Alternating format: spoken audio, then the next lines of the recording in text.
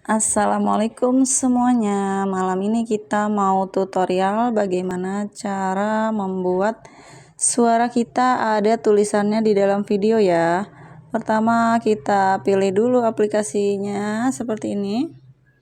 Kemudian kita pilih dulu ya video yang udah punya suara atau video yang udah kita isi suara.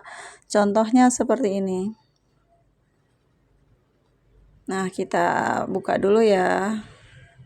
Hai, selamat malam. Nah, seperti ini. Kalau mau kita gunakan kata-kata di bawahnya sesuai dengan suara kita tinggal pilih teks saja di bagian paling bawah, kemudian pilih keterangan otomatis. Nah, kita tinggal pilih aja ya bahasanya. Di sini bahasanya kan banyak banget. Kita pilih bahasa Indonesia. Seperti ini.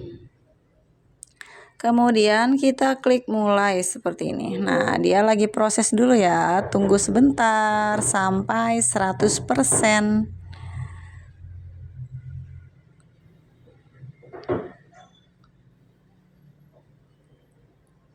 Nah, ini udah 100% ya. Kita coba buka videonya. Hai, selamat malam semuanya. Malam ini kita mau unboxing paket tas bayi. Nah, seperti itu ya jadinya teman-teman. Semoga bermanfaat. Tetap semangat buat konten ya. Assalamualaikum.